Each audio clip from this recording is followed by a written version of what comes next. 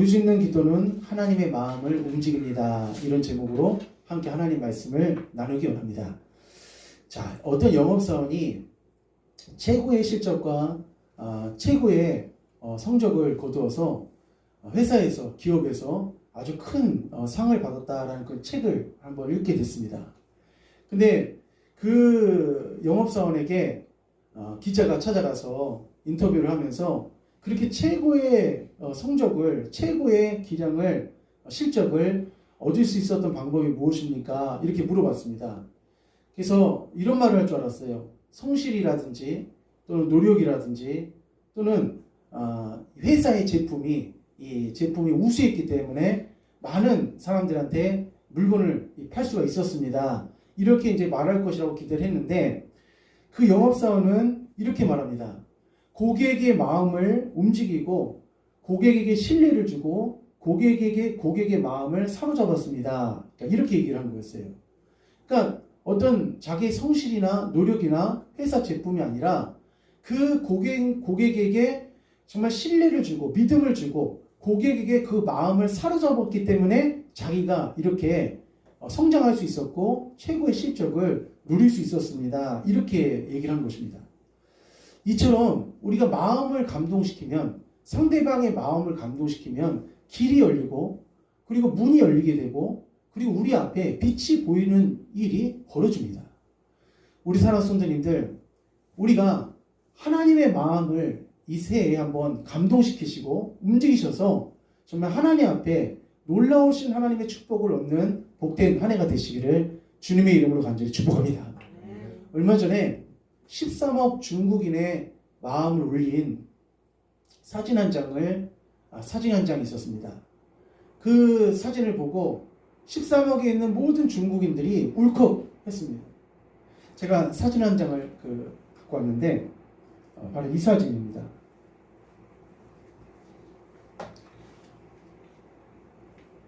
이 사진을 보고 이 중국 사람들이 너무 감동을 많이 받았는데 바로 이 사진입니다. 이 사진이 뭐냐면은 13억 중국인을 올린 이 발가락 피아니스트라고 이렇게 되어 있습니다. 그러니까 유웨이라는 이 청년이 손이 없어요.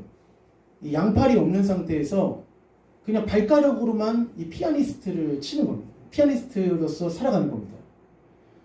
원래 이 사람은 정상으로 태어났지만은 어떤 일이 당했었냐면 10살 때 친구랑 숨바꼭질을 하면서 동네에서 놀다가 숨지 말아야 될 공간에 숨게 됐습니다. 근데 하필 그 숨은 공간이 엄청난 전류가 흐르는 곳이었어요. 그래서 순간적으로 감전을 당해갖고 10일 만에 깨어났는데 그 10일 후에 자기 모습을 보니까 양팔이 없어진 겁니다. 그러니까 10살짜리 애가 10일 만에 감전이 돼갖고 다행히 목숨을 건졌습니다. 근데 병원에서 눈을 딱 뜨니까 팔 2개가 없는 거예요. 그러니까 얼마나 기절초풍하고 막 몇 날 며칠을 눈물만 흘렸다는 겁니다. 근데 그 어머니가 이 유웨이라는 이 자식한테 이렇게 말한 거예요. 이것도 뭔가 뜻이 있을 것이다. 여기서 삶을 자포자기 하면 안 된다. 라고 하면서 이런 상태에 있지만은 그래도 포기하지 말고 살아라. 해갖고 이 사람이 이제 뭐에 올인하기 시작했냐면은 피아노 치는 거에서 올인하기 시작했습니다. 그래서 결국 10년 만에 15년 만에 10살 때 감전되고 25살 때 아주 엄청나게 발가락으로 피아노를 잘 치는 거예요. 유튜브에도 보면 피아노 발가락 치는 게 나옵니다. 그런데 이 모습을 보고 모든 중국인들이 감동을 받은 거예요. 그리고 서로 이 청년을 도와주겠다고 마음을 움직인 겁니다. 그리고 또 한 명의 사진이 한 장 더 있습니다. 또 하나는 뭐냐면은 바로 이 사진입니다. 바로 이 사진인데 이게 이제 왕푸만이라고 하는 초등학생 사진입니다. 근데 이 사진을 보고 또 중국 사람들이 다 감동을 받은 거예요. 울컥한 거예요. 왜냐면 머리가 지금 완전히 눈으로 지금 덮였는데 이게 지금 일반 시골의 초등학교입니다. 일반 초등학교, 시골의 초등학교인데 집에서 이 초등학교까지 오는데 1시간 반 거리예요. 근데 집에서 할머니랑 사는데 제대로 된 난방이라든지 우리처럼 이게 가스라든지 이런 난방이 아니라 그냥 장작을 있잖아요. 장작을 넣어갖고 거기서 이제 태워갖고 그것으로 몸의 온기를 녹이면서 그렇게 학교를 다니는 겁니다. 1시간 반을 다니는 거예요. 목도리도 없고 장갑도 없이 이렇게 다니는 거예요, 애가.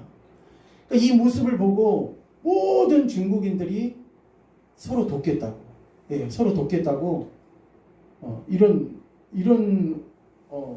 차림으로 이렇게 얼굴이 다 빨개진 이런 상태에서 이렇게 다닌 거예요. 그래서 많은 사람들이 나서서 돕겠다고 그렇게 나섰습니다. 자, 우리도 역시 마찬가지입니다. 우리도 하나님의 마음을 움직이면은 하나님께서 우리 성도님들을 삶을 도와주시고 자녀들을 도와주시고 우리 인생을 도와주실 줄 믿습니다. 우리가 하나님의 마음만 이 세에 어떤 한 사람, 어떤 인간, 어떤 상대방의 그 마음만 움직여도 그 사람이 가만히 있질 않습니다.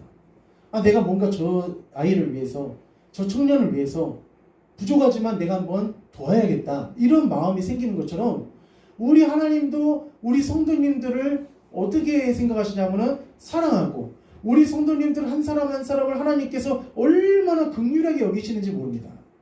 근데 우리가 하나님의 그 마음을 움직이는 통로가 성경에 보면은 여러 가지가 있습니다.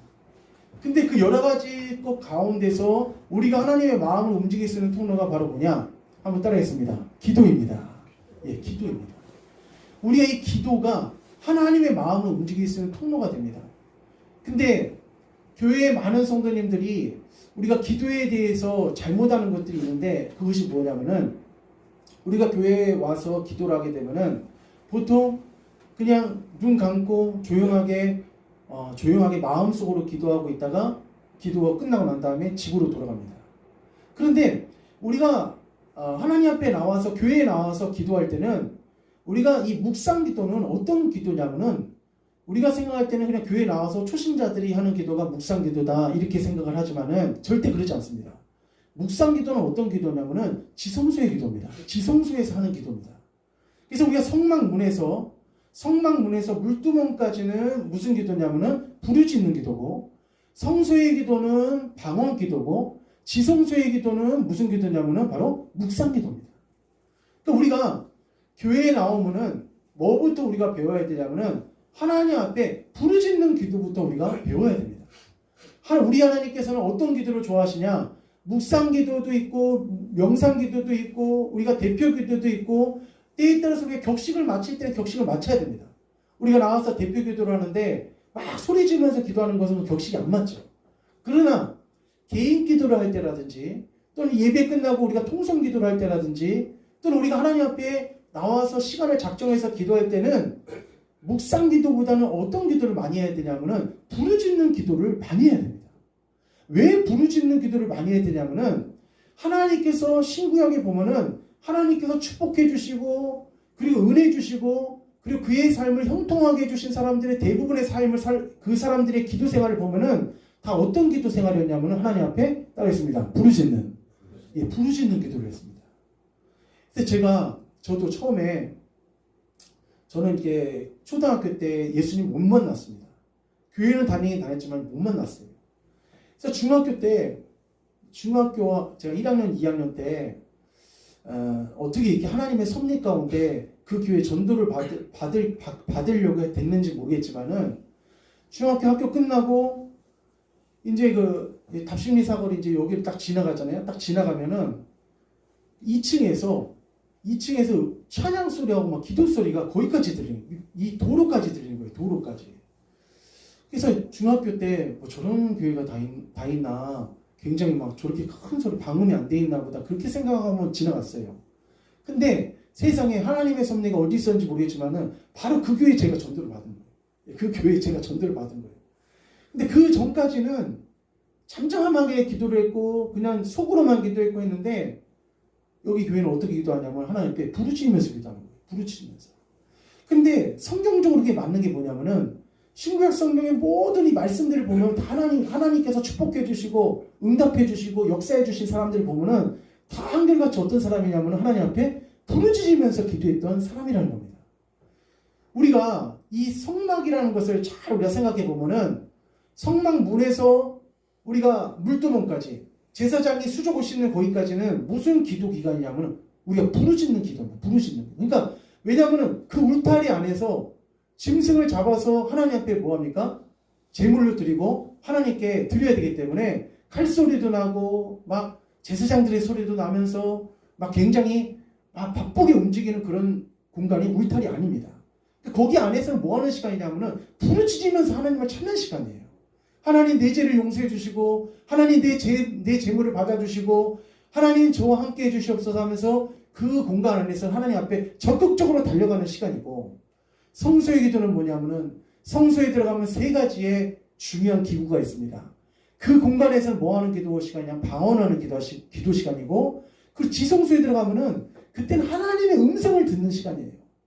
그러니까 우리가 무작정 부르짖으면서 하는 기도도 그것도 처음부터 부르짖어서 마지막까지 부르짖고 끝나고 하는 것도 그것도 아니지만은, 부르짖음이 있는 단계가 끝나면은 꼭 마지막 한 10분 정도는 뭐 하는 단계가 있어야 되냐면은, 한번 따라했습니다. 하나님의 음성을 듣는 시간. 하나님의 음성을 듣는 시간. 그게 바로 뭐냐면은 묵상 기도입니다.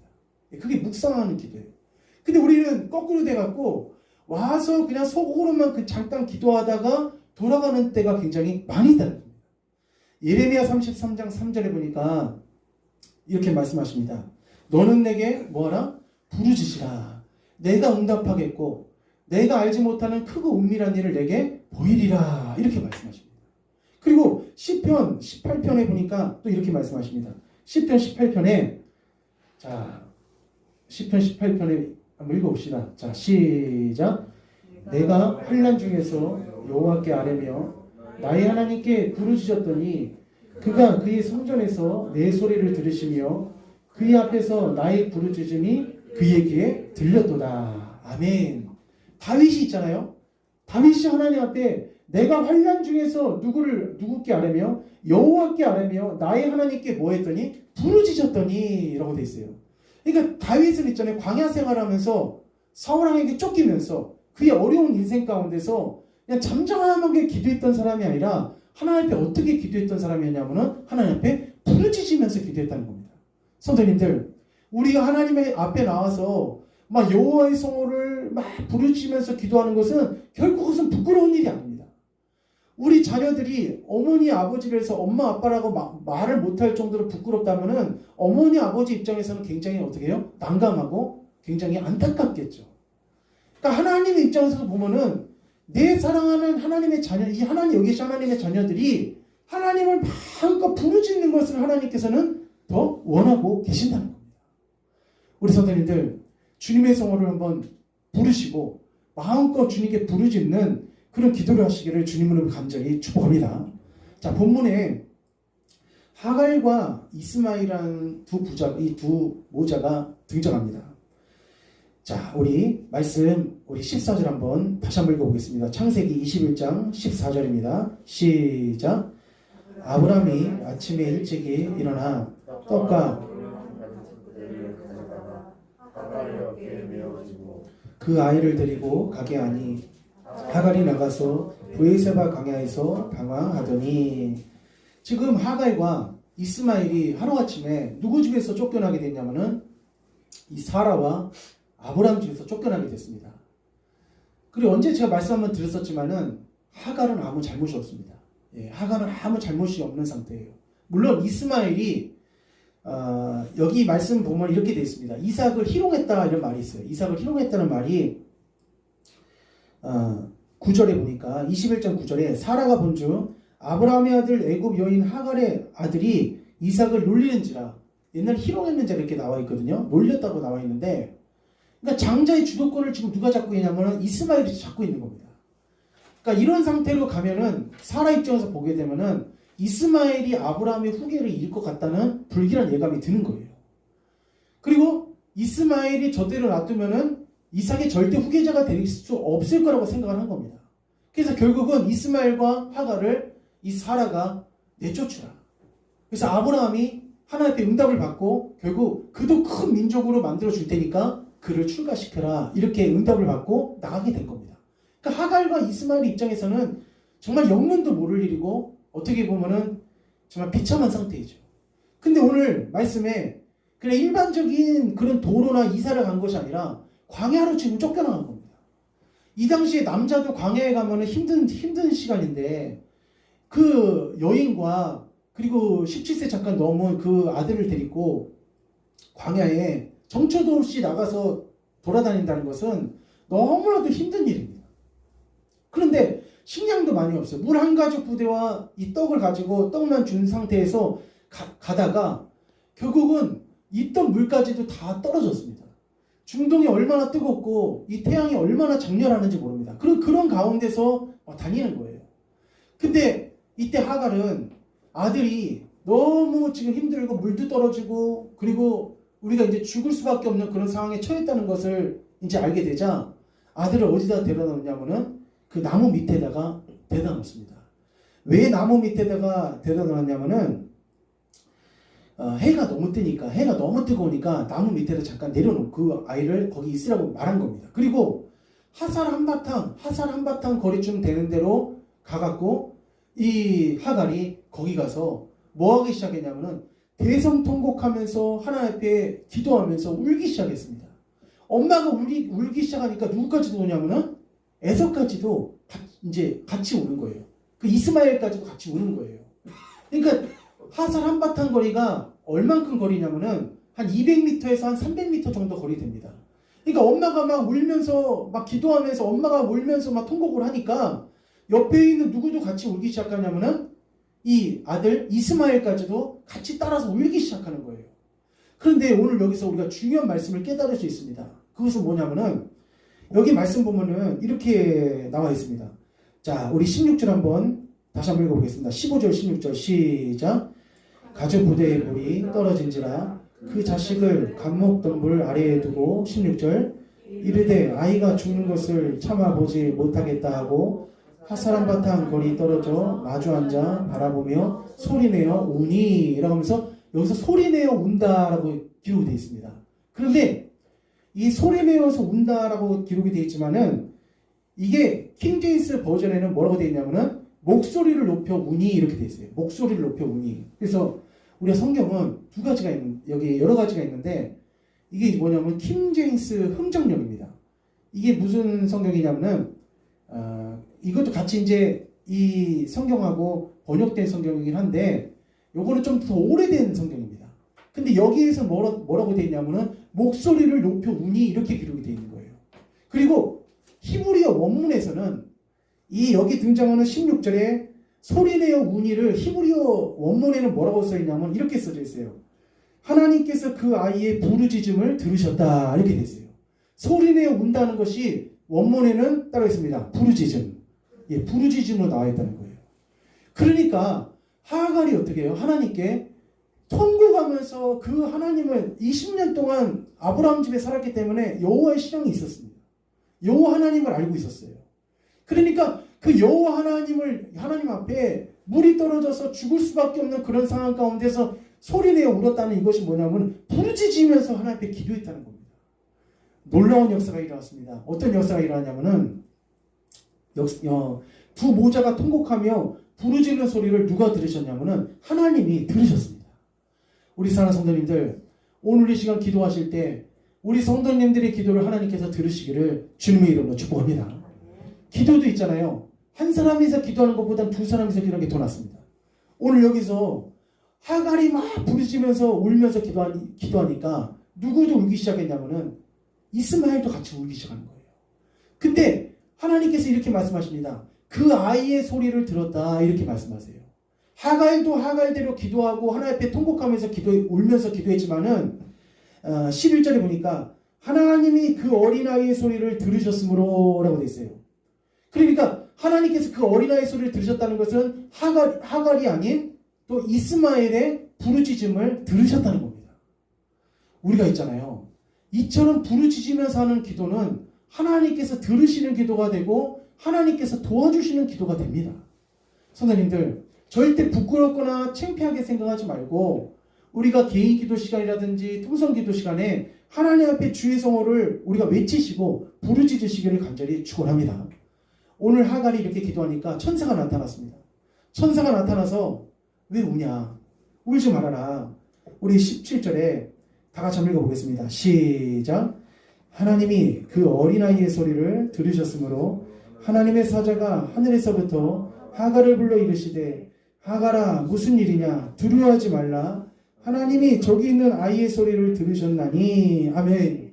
하나님께서 누구의 소리를 들으셨다고 되어 있냐면은 하갈과 이 이스마엘의 소리를 어떻게 해요? 들으셨다는 겁니다. 우리가 정말 우리 교회에 나오신 우리 성도님들 너무 감사하고 너무 축복합니다. 그렇지만은 우리가 절대 있잖아요. 교회 나오셔서 내가 그냥 묵상 기도하고 속으로만 기도하고 그렇게 돌아가시기보다는 하나님 앞에 물론 기도를 안 하는 것보다는 낫지만은 더 어떻게 기도해야 되는 부르짖으면서 막 기도해야 됩니다. 저는 차 타고 다녔잖아요. 차를 타고 다닐 때에 따라서 거기서 주여 세 번 외칩니다. 주여 하면은 못 들어요. 아무도 못 들어요. 차 안에 있으니까 바깥에서 못 들어요. 그러면서 또 차 경유지가 멀면은 한 30분 또 거기서 기도를 합니다. 우리는 성경에 보면은 꼭 이 사건은 그러면 창세기에만 있었던 사건이지 않느냐 이렇게 생각할 수 있습니다. 그런데 그렇지 않습니다. 성경 곳곳에 부르짖을 때마다 하나님께서 도와주신 경우가 상당히 많습니다. 자, 열왕기상에 보니까 이런 말씀이 있어요. 자, 우리 열왕기상 22장 한번 읽어봅시다. 우리 30절. 자, 시작. 이스라엘 왕이 여호사밧에게 이르되 나는 변장하고 전쟁터로 들어가려 하노니 당신은 왕복을 입으소서 하고 이스라엘 왕이 변장하고 전쟁터로 들어가니라. 31절 시작.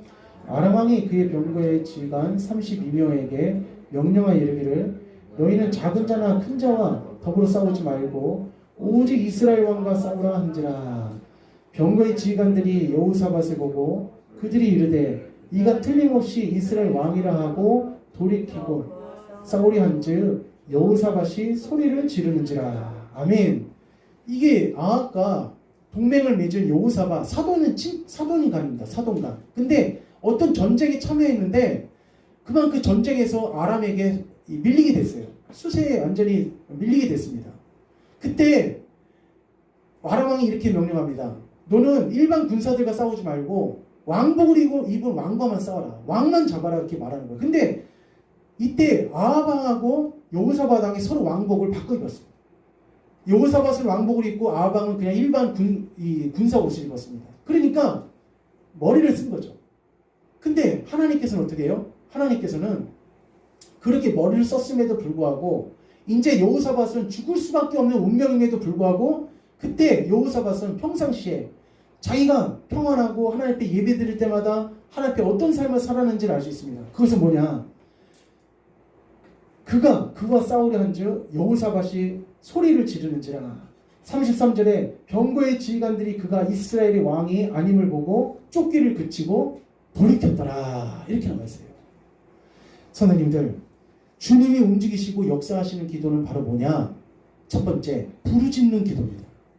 주님이 응답해 주시고 주님이 역사해 주시고 주님이 우리와 함께 해주시는 그 기도가 바로 뭐냐면은 부르짖으면서 간절히 기도하는 기도입니다. 그런데 요즘 이 시대에 있잖아요. 이 시대에 상기도도 많이 줄어들고 거의 없어지고 그리고 교회들마다 이 통성으로 기도하는 교회가 많이 없어지는 바람에 거의 어떻게 하냐면은 부르짖는 기도를 잘 하지 않습니다. 근데 얼마나 이 부르짖는 기도가 얼마나 위대하고 얼마나 중요한지를 모릅니다. 하나님께서는 잠잠하면서 기도하는 기도보다는 부르짖으면서 하나님 앞에 간절히 기도하는 그 기도를 하나님께서는 더 역사해 주십니다. 그럼 우리 목사님 이렇게 생각할 수 있습니다. 구약에서만 이렇게 부르짖었기 때문에 하나님이 도와주지 않았느냐? 그렇지 않습니다. 신약에서도 하나님 앞에 부르짖을 때마다 하나님이 역사해 주실 때가 한두 번이 아니에요. 자, 우리 마가복음 잠깐 또 보겠습니다. 마가복음 10장 한번 잠깐 보겠습니다. 마가복음 10장. 여기 보면 아주 귀한 말씀이 하나 나와 있는데 마가복음 10장에 보면은 이런 말씀이 있습니다. 우리 못 찾으신 분 옆에서 한번 잠깐 찾아주시고 여기 보면 중요한 말씀이 하나 있어요. 마가복음 10장 46절 한번 제가 한번 읽겠습니다. 그들이 여리고에 이르렀더니 예수께서 제자들과 허다한 무리와 함께 여리고에서 나가실 때에 디메오의 아들인 맹인 거지 바디메오가 길가에 앉았다가 47절입니다. 시작. 나사렛 예수시란 말을 듣고 소리질러 이르되 나를 불쌍히 여기소서 하거늘. 아멘. 바로 이겁니다. 그러니까 여기 지금 바디메오가 나사라 예수시란 말을 듣고 뭐 했다고 되냐면 소리 질러였어요. 소리 질러. 이게 뭐냐면 부르짖었다는 거예요. 예수시여 예수시여 이렇게 부르짖는 거예요. 그래서 부르짖었어요.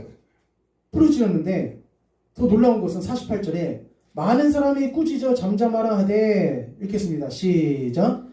그가 더욱 크게 소리질러 이르되 다윗의 자손이여 나를 불쌍히 여기소서 하는지라. 아멘. 우리 다 같이 한번 따라하겠습니다. 주여. 주여. 예. 이 주여를 바디메오가 얼마나 크게 했냐면은 옆에 있는 그 주변에 있는 사람들이 제발 좀 잠잠해라. 너 떠들지 말아라. 주님 부르지 말아라. 그렇게 말했음에도 불구하고 계속 주여 주여 주여 하면서 나를 불쌍히 여겨주세요. 불쌍히 여겨주세요 하면서 막 간절히 매달렸다는 겁니다. 간절히 매달렸다는 거예요. 사실은 저희 교회에서 이 부르짖는 기도를 누가 잘하실까? 우리 여기 계시는 분들 다 지금 잘하시겠지만은 우리 고우식 선생님이 부르짖는 좀 엄청 잘하십니다. 너무 잘하세요. 예. 저희 면목동에 있을 때 그 닥지 사장님이 이게 얼마나 간절하게 기도하시는지 간절하게 기도하신다고 부르짖는 그 소리가 닥지까지 다 들리는 거예요. 그래서 예, 저만 보면 너무 간절히 기도하신다고 제가 기도한 걸로 그렇게 아시더라고요. 저는 기도 그렇게 안 했는데 그럼 저도 부르짖지 않았느냐? 물론 저도 부르짖었죠. 근데 거기 환기통이 거기 닥지하고 연결이 돼 있다 보니까 다 이게 다 나가는 거예요. 그러니까 우리 하나님은 있잖아요. 어떤 기도를 좋아하시냐? 부르짖는 기도를 좋아하십니다. 또 제가 얼마나 감사한지 몰라요. 교회에서 부르짖으면서 막 기도하시는 분 보면은 제가 막 이 마음 가운데 기쁨과 은혜가 넘쳐납니다. 얼마나 너무 감사합니다. 그래서 제가 부교육자로 있으면서 이제 교회 사역을 한 4군데에서 했습니다. 이 4군데에서 이제 부교육자 사역을 하는데 보면은 반반으로 나눠져 있어요. 어떤 게 반반 나눠져 있냐면은 기도가 살아있는 교회가 있고 기도가 죽어있는 교회가 있습니다. 그러니까 막 기도가 막 살아갖고 또 얼마나 뜨겁게 간절히 기도하는지 몰라요. 막 부르짖으면서 기도합니다. 근데 어떤 교회는 보면은 기도가 어떻게 하면 죽어있어요. 기도가 부르짖는 기도가 없습니다. 그냥 다 같이 우리 주여 삼창하고 기도합시다 이렇게 얘기하면은 다 일동 묵념하고 있다가 이제 집으로 갑니다. 예, 묵념만 하고 있다 가는 거예요. 그렇게 하면 주님의 마음을 감동시킬 수 없습니다.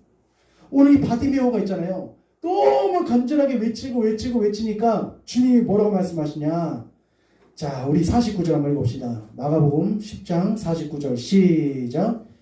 예수께서 머물러 서서 그를 부르라 하시니 그들이 그 맹인을 부르며 이르되 안심하고 일어나라. 그가 너를 부르신다 하면서 결국은 이 바디메오의 눈을 어떻게 해요? 예수님이 고쳐주셨습니다. 사랑하는 성도님들, 하나님의 마음을 감동시키고 움직이시고 역사하시는 첫 번째 기도는 뭐냐?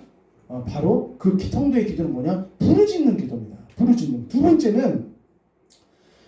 두 번째는 부르짖어야지만이 내 영이 삽니다.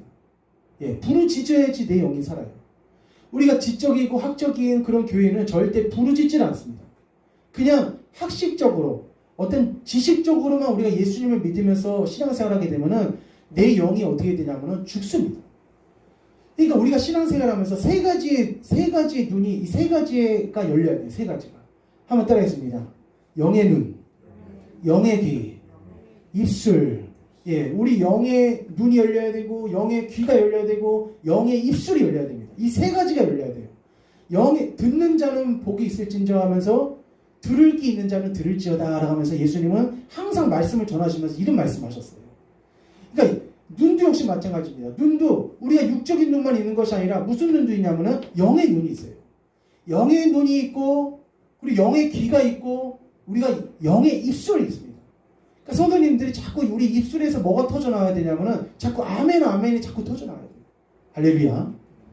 아멘. 예, 아멘이 자꾸 터져나와야 돼요. 그 아멘은 목회자에게 그냥 이게 반응을 맞춰주기 위해서 하는 것 그것만 있는 것이 아니라 내 안에 있는 영이 어떻게 하냐면은 살아납니다. 예, 자꾸 내 안에 있는 영이 살아나는 거예요. 찬송도 크게 하고 내가 성경 본문도 크게 읽고 아멘도 크게 하고 기도도 크게 하고 하다 보면은 안에 내가 잠자고 있었던 그 영혼이 어떻게 하면 점점 살아납니다. 그리고 우리가 왜 부르짖는 기도를 해야 되냐? 세 번째, 부르짖는 기도를 해야 될 세 번째 이유는 뭐냐면은 부르짖어야지만이 나에게 성령의 은사가 내려옵니다. 나에게 성령의 역사가 일어나요. 부르짖지 않으면 성령의 역사가 오지 않습니다. 자, 우리 이 말씀만 읽고 이제 마치려고 합니다. 사도행전 한번 찾았습니다. 사도행전 4장 한번 보겠습니다. 사도행전 4장. 자, 예, 사도행전 4장에 보면은 아주 놀라운 말씀이 하나 있습니다. 4장. 사도행전 4장. 자, 우리 30절입니다. 30절. 다 같이 한번 읽어보겠습니다. 사도행전 4장 30절. 자, 시작. 손을 내밀어 병을 낫게 하시었고 표적과 기사가 거룩한 종 예수 이름으로 31절 시작. 다음에 모인 곳이 진동하더니 우리가 다 성령에 충만하여 담대히 하나님의 말씀을 전하니라. 아멘. 한번 따라했습니다. 빌기를 다음에 빌기를 다했다는 것은 뭐냐면은 간절히 하나님 앞에 부르짖으면서 기도했다는 겁니다. 그러니까 빌기를 다한다는 것은 뭐냐면은 진짜 내 몸의 진액을 다 짜내갖고 정말 내 마음과 내 중심을 다 해갖고 지금 하나님 앞에 어떻게 해요? 간절히 기도했다는 거예요. 기도하니까 어떤 역사가 일어나냐면은 바로 그 빌기를 다음에 모인 곳이 진동하더니 다 성령이 충만하여 라고 했어요. 성령이 충만하여. 그러니까 부르짖는 기도는 있잖아요. 바로 무슨 역사가 또 일어나냐면은 성령의 은사와 성령의 충만함을 주는 매개체가 되고 통로가 됩니다. 그러니까 이게 있잖아요. 부르짖는 기도는 한두 가지 이게 좋은 게 아닙니다. 우리가 하나님 앞에 정말 간절하게 막 부르짖고 막 하나님 앞에 정말 우리 소리를 내면서 하나님을 향해서 내 온 영과 마음을 다해서 간절히 기도하면은 하나님은 어떻게 하냐면은 광야에서 헤매는 그 하갈의 두 모자의 음성을 들으시고 하나님께서 어떤 역사를 베풀어 주셨냐면 천사를 보내시고 그리고 그렇게 물이 없어서 떨어져서 고통을 당하고 있었을 때 하나님은 어디로 인도해 주셨냐면은 샘물로 인도해 주셨습니다.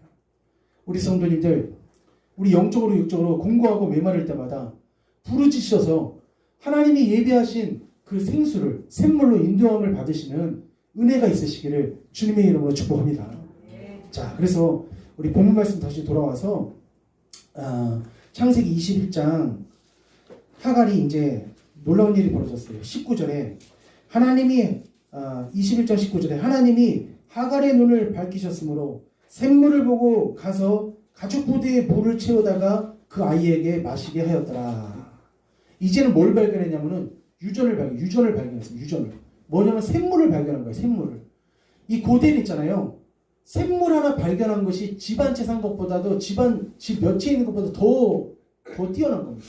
왜냐면 텐트 생활했거든요. 장막 생활했거든요. 근데 그때 장막 생활하면서 물 하나를 얻기 위해서 얼마나 이 부족끼리 얼마나 막 다투는지 모릅니다. 우리가 성경에 아브라함의 조카였던 조카 롯도 자기 양떼들 물을 더 먹이겠다고 그 샘물 하나 갖다가 얼마나 싸우는지 몰라요. 그러니까 하나님께서는 부르짖으니까 이 하갈에게 뭐가 주셨냐면 물질의 복을 주셨어요. 이 샘물을 발견하는 은혜를 부어 주셨습니다. 우리가 물질만으로도 사는 건 아닙니다. 물질만 많이 있다고 우리가 살 수 있는 건 아니에요. 하갈에게 또 무엇도 주시고 이 하갈과 이스마엘에게 뭐가 주셨냐면 삶을 살아갈 수 있는 재미와 자신감까지 주셨어요. 성도님들 자신감 있게 적극적으로 삶을 영위해 나가시기를 축원합니다. 자, 어떻게 주셨냐? 20절. 자, 20절. 자, 시작. 하나님이 그 아이와 함께 계심에 그가 장성하여 광야에서 거주하며 활쏘는 자가 되었더니 21절. 그가 바람강에 거주할 때 그 어머니가 그를 위하여 애굽 땅에서 아내를 얻어 주었더라. 아멘. 삶을 어떻게 포기하지 않고 개척하면서 삶을 어떻게 해요? 이스마엘 그 가정이 영위해 나가는 것을 알 수가 있습니다.